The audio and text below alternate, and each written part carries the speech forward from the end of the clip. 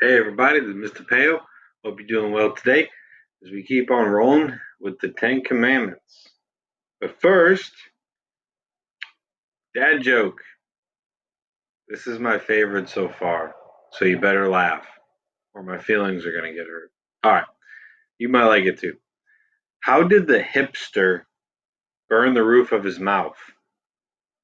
How did the hipster burn the roof of his mouth? He ate the pizza before it was cool. That's a good one.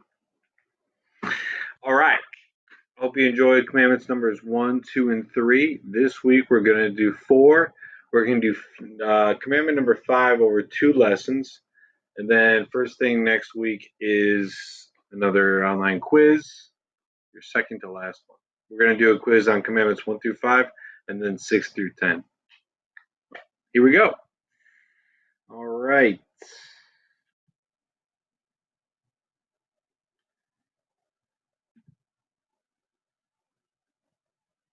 Boom.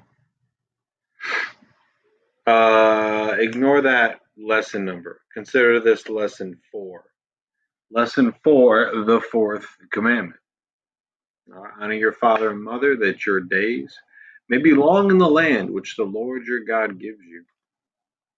By the way, the way I know you're going to complete this lesson is by number 1, scoring well in your quiz next week, but number 2 is to do the bell ringer on Socrative. It's a short one. You just have to read a simple passage and tell me what you learned last lesson. Okay. Um, what the fourth commandment covers. The fourth commandment is addressed expressly to children in their relationship to their father and mother because this relationship is the most universal. Okay, let me explain universal.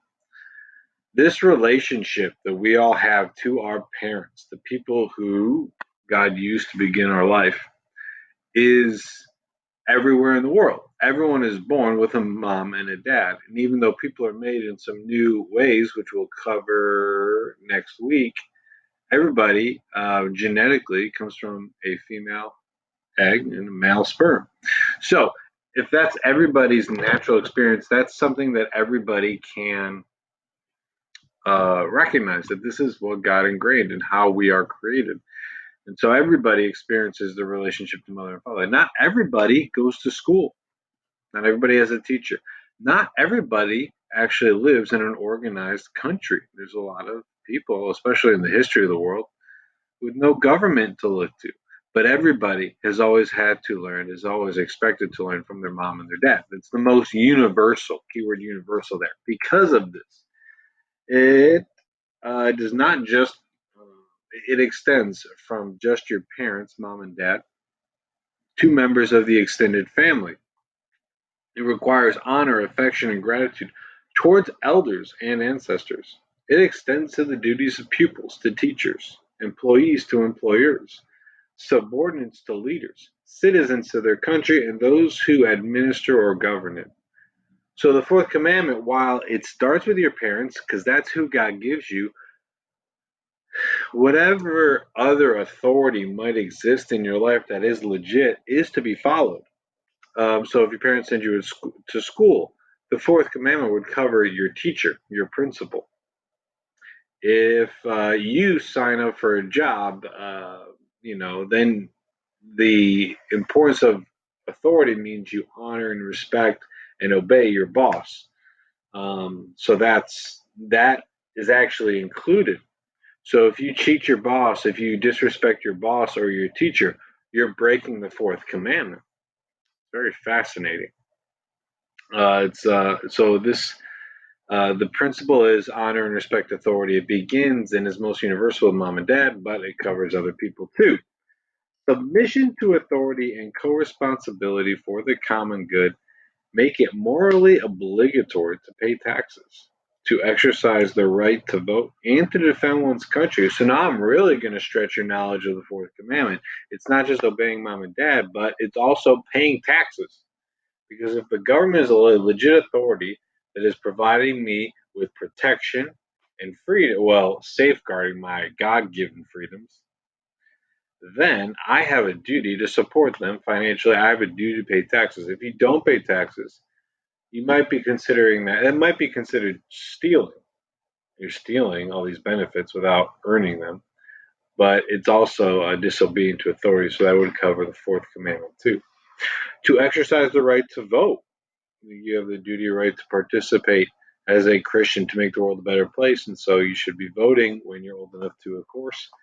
And should there unfortunately be a need for it, if there is a need for us to defend our country, we are expected to do so. So you see that this fourth commandment might be bigger than you thought. Yeah, obey your parents, but this has broad-reaching arms, according to the Catechism. If we were in class, I'd show you this clip from Remember the Titans. It's when they're getting on the bus. Whoops, I don't even know how to start it. There it is. They're getting on the bus. This football team, in like the 50s or the 60s, and that's you got Denzel Washington. He's the new coach, and then he's trying to get along with the assistant coaches. They're all trying to gel, and then he's going to have a little altercation coming up here with a couple other football players. These two guys, and they're going to basically, as these seniors, they're trying to tell the new coach what to do. And Denzel Washington, he says, when you get on that bus, you ain't got a mommy and a daddy no more. You got me. And Denzel Washington says, you can't tell me what to do. I'm in charge. I'm the coach. And Denzel earns his respect as the movie goes on. But the point is this, that when your parents wave you bye-bye, and when you all go off to college, or heck, when you go off to the football field, the baseball field, the cheerleading arena, the dancing arena, when you go there, you owe the authority to the coach that is in place. Okay. And Denzel Washington does that in a funny way. Sorry, we can't watch the whole thing. Okay. Now, I told you that when you go to work, oh, sorry. I'm going to have to do a part two because my son is waking up from a nap. Stay posted.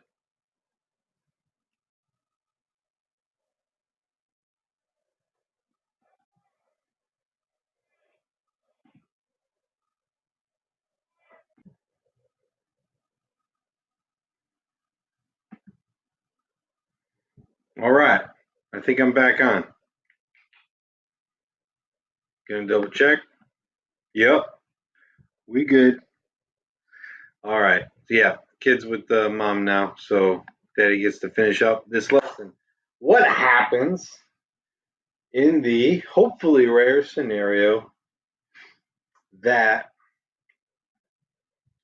your parents, your boss, your teacher tells you to do something that you know Jesus would not have you do?